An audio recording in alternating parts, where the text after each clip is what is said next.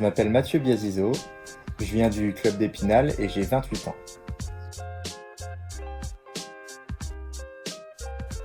Alors je suis né en région parisienne, mais je suis originaire des Vosges, d'Épinal. J'ai toujours habité ici depuis mes 1 an.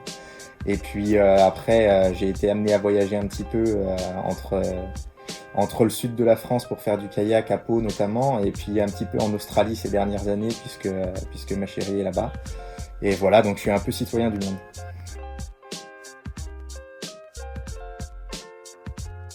J'ai un grand frère et une petite sœur qui ont tous les deux fait du kayak dans le passé. Mon frère a continué quelques années, Marc, et il a fait un petit peu de niveau international, et ma sœur a arrêté plus jeune et s'est lancée dans les études.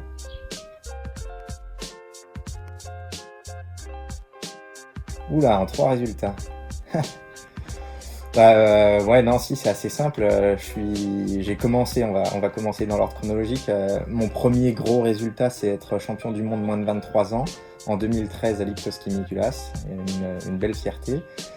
Et puis, juste l'année d'après, en 2014, premier succès chez les seniors avec une 3e place au championnat du monde. Et cette même année, un titre en équipe avec Boris Neveu et Sébastien Combeau. Et puis après, pour rajouter une 3e ligne, on va dire vainqueur du club de cristal de la Coupe du Monde en 2016. Ouais, Épinal, ville sportive. J'ai eu la chance de tester des sports. J'ai commencé à 5 ans par le hockey sur glace, qui m'a fait quelques années en club. C'est le seul sport d'ailleurs, je pense, que j'ai pratiqué en club avant le kayak.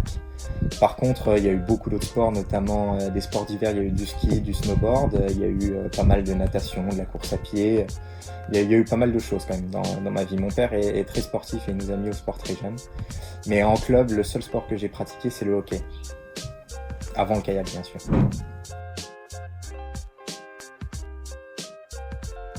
J'ai commencé le kayak, c'est tout à fait un hasard. C'est une connaissance de mon père qui connaissait quelqu'un dans le club de kayak, Emmanuel Delray.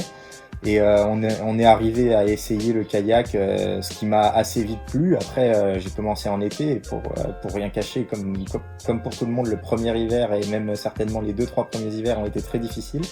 Il a fallu me forcer un petit peu à faire du kayak, mais on avait un super groupe de potes, et puis c'est quand même un sport d'extérieur, de l'eau vive, ça change tous les jours. C'est assez génial à la pratique. Et je pense que mon choix c'est un petit peu basé là-dessus quand j'ai eu 10 ans, puisque en fait j'ai commencé le kayak à 8 ans et je faisais encore du hockey sur glace. Et à un moment donné, il a fallu faire un choix pour intégrer une des sections sportives au collège Clémenceau. Et mon choix s'est tourné vers le kayak, ouais, parce que c'était, je pense, déjà un très bon groupe de copains et aussi un sport d'extérieur, nature, qui m'apportait beaucoup de plaisir. Il n'y a pas trop de doute. Après, il y a plusieurs images qui me viennent, puisqu'il n'y a pas qu'une seule chose qui m'a marqué. Mon plus fort souvenir, certainement, restera quand même les championnats du monde à Deep Creek, puisque c'était un plaisir, mais c'était un plaisir partagé. C'était un énorme bonheur. Il y avait Boris et Sébastien qui étaient sur le podium avec moi, Seb avec qui je m'entraînais au quotidien, et en plus, on prend le titre en équipe. Et aussi s'ajoute à ça la double victoire de Jess, qui était déjà ma compagne à l'époque. Donc ouais, c'était un plaisir partagé avec tout le monde, avec tout mon entourage, toute l'équipe qui était autour de nous. L'équipe de France avait fait un gros résultat en plus sur ces championnats du monde, même si il m'a manqué une chose, c'était de le partager avec une médaille de Gauthier Claus et Mathieu Péché, qui malheureusement cette année-là n'avaient pas réussi leur perf, mais bon, ils l'ont réussi plus tard.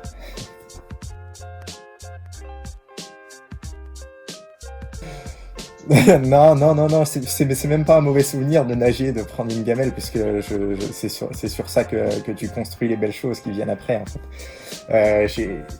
Mon cerveau, il fonctionne d'une manière, toutes les expériences négatives, je les range et puis je les oublie, donc c'est dur de sortir un mauvais souvenir dans le sport. Je pense qu'aujourd'hui, je suis dans une spirale qui a été, enfin en tout cas pas aujourd'hui, mais dans les 2 dernières années, une spirale qui a été un petit peu négative, avec beaucoup de difficultés à me reconstruire suite à des échecs. Ça, c'est assez dur, mais c'est même pas du négatif, c'est juste une autre opportunité de regrimper plus haut. Donc pire souvenir sportif, j'en ai pas. Après, dans l'extra sportif, j'en ai, notamment avec Gauthier Clos, Mathieu Péché, Johan Delray et Arthur Grandemanche qui me faisaient dévorer le gazon allègrement sur les rives de l'Isère à Bourg-Saint-Maurice.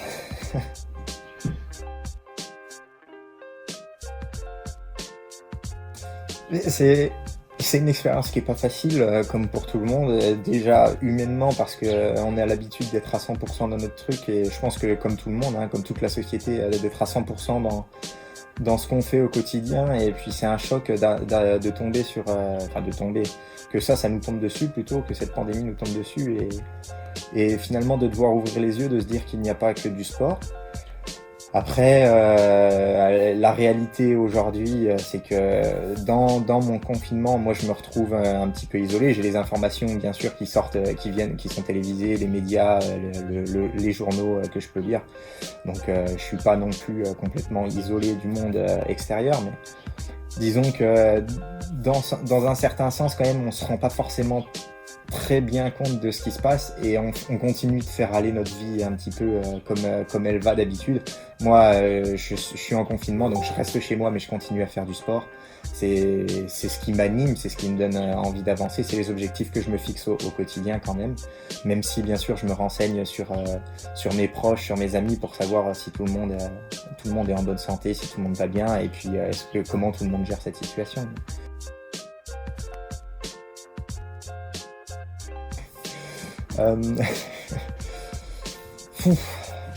Non, pas vraiment, non. Non, je pense qu'il va falloir plus qu'un film ou une série pendant ce confinement. Alors oui, j'arrive à m'entraîner. De toute façon, il n'y a pas le choix, j'ai envie de dire. Il n'y a pas le choix. C'est même mis à part les objectifs sportifs aujourd'hui, j'ai envie de m'entretenir, de rester en forme, et c'est en faisant du sport que je prends du plaisir, donc je le fais. On a encore la chance, malgré le confinement, de pouvoir sortir de chez nous quand même. Donc je me permets de faire mes petites sorties d'1 heure chaque jour, un petit peu moins d'1 heure, mais d'aller courir dans le quartier, autour de chez moi. Et j'en profite un peu. J'espère qu'ils vont pas nous priver de ça parce que c'est quand même un luxe qui fait sacrément du bien dans cette période. Et puis après, j'ai une maison chez mes parents qui est quand même assez équipée avec une barre de traction, un banc de développé couché, de l'espace, un jardin. J'ai cette chance de pas être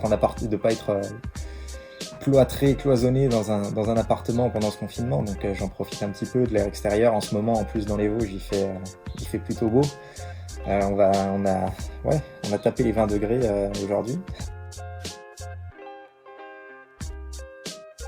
Ouais, ils ont changé. Ouais. Ils ont changé et égoïstement, égoïstement ou pas, moi je l'ai souhaité en tout cas, que les Jeux soient reportés parce que, comme je te l'ai dit aussi précédemment, je sors de 2 années de disette sportive qui ont été un petit peu compliquées. Et je suis en reconstruction et le mental, l'esprit, la positivité, toutes ces choses-là, c'est des choses qui sont assez compliquées à reconstruire, qui prennent, je pense, du temps. Donc je suis plutôt, disons, ça me rassure dans un sens d'avoir un peu plus de temps pour me préparer. Et puis la motivation est toujours là. Donc ce qui est bien, c'est que 2020 ou 2021 pour moi, ce sera à 110% quoi qu'il arrive.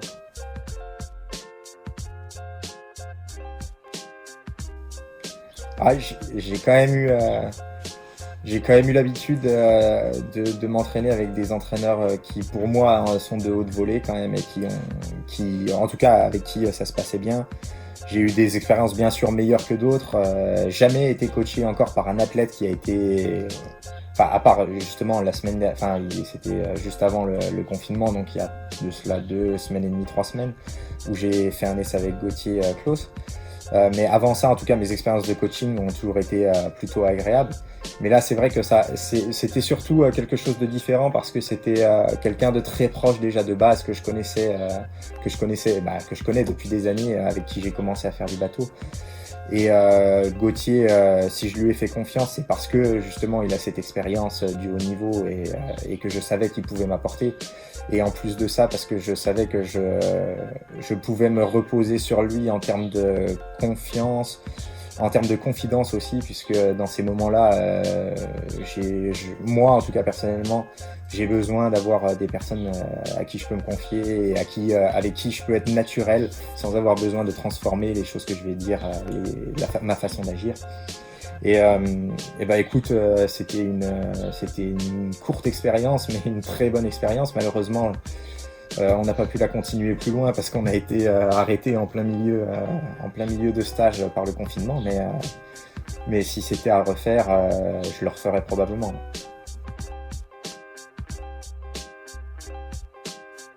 Il le souhaite.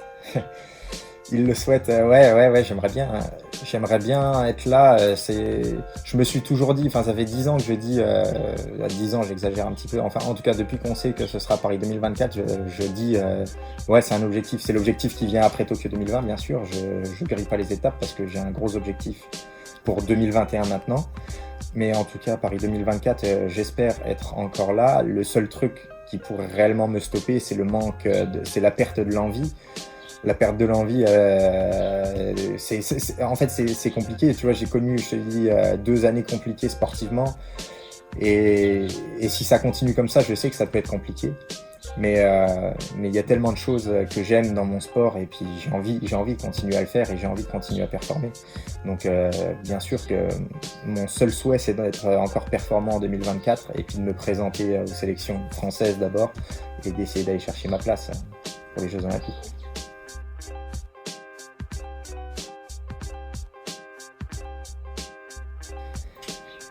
Alors c'est une question que tout le monde se pose. C'est le nouveau bassin qu'on a attendu pendant des années, puisque sur le premier projet olympique de Paris, en tout cas du 21e siècle, ils avaient déjà maintenu, en tout cas confirmé le maintien de la construction du site olympique qui était prévu à Paris, pas à Vers-sur-Marne au début, mais en tout cas qui a été vite décidé à Vers-sur-Marne. Et donc il s'est fait attendre quand même pendant quelques années. Et il y a eu des fortes attentes, je pense, parce que ces dernières années, les gros stades d'eau vive dans les pays du canoë-kayak slalom, notamment en Grande-Bretagne, à Londres, où ils ont sorti de terre un bassin qui est fabuleux.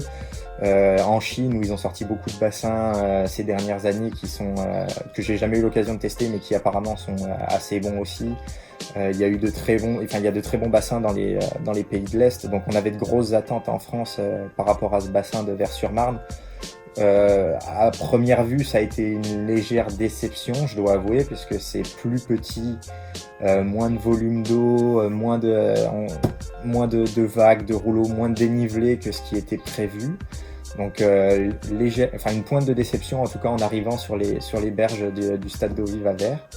Et par contre, je dois avouer quand même que en mettant le bateau sur l'eau et en faisant les premières descentes dans le bassin, ça reste quand même, c'est quelque chose de nouveau, c'est super excitant et puis ils vont continuer à l'améliorer, ils vont pousser pour que ce soit le meilleur bassin possible en 2024 et probablement le plus tôt possible. Donc moi j'ai confiance en eux, j'espère qu'ils vont faire vraiment un outil parfait pour les Français pour donner pourquoi pas un avantage en plus à nos sportifs pour les Jeux Olympiques qui arrivent à la maison d'ici 4 ans maintenant.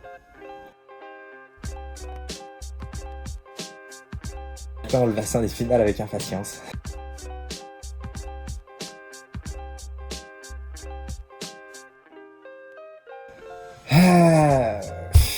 C'est une bonne question. C'est une bonne question parce que je vais être assez critique mais envers les instances du canoë-kayak aujourd'hui. On est une fédération qui est mixte dans le sens où il y a le slalom, mais il y a aussi beaucoup d'autres disciplines qui sont assez importantes, notamment la course en ligne qui est plutôt prédominante aujourd'hui dans l'activité canoë-kayak slalom, dans l'activité canoë-kayak tout court. Et qui sont pour moi un frein aujourd'hui au développement du slalom comme en tout cas j'aimerais le voir. Parce que j'ai l'impression, bon, peut-être comme chaque sportif, qu'on pratique le plus beau sport du monde et finalement qu'on se met des restrictions et qu'on pourrait avancer plus vite aujourd'hui. Alors dans 20 ans, j'ai espoir qu'il y ait plus de disciplines que ce qu'il y a aujourd'hui, qu'il y ait des courses, pourquoi pas courtes, des courses longues, qu'il y ait des trucs extraordinairement durs et d'autres trucs plus classiques.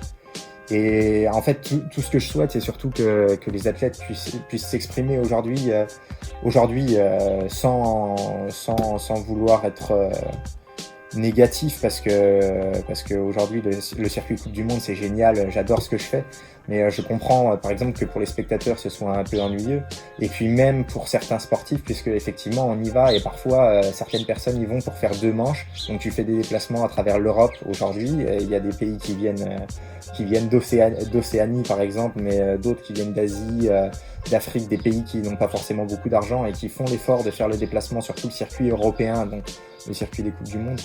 Et aujourd'hui, ils viennent, comme c'est des pays en développement, pour faire certainement 2 manches en un week-end. Donc ça leur coûte un peu cher le déplacement. Et j'ai espoir qu'on puisse faire évoluer les choses pour apporter encore plus de plaisir et puis pourquoi pas être plus attractif. Mais il y a un autre questionnement qui se pose à moi en cette période de pandémie, c'est que va devenir le sport, surtout après des événements comme ça internationaux. Est-ce que ça va réussir à se relever au niveau auquel c'était avant, parce que on se rend bien compte en cette période que c'est pas forcément la priorité non plus.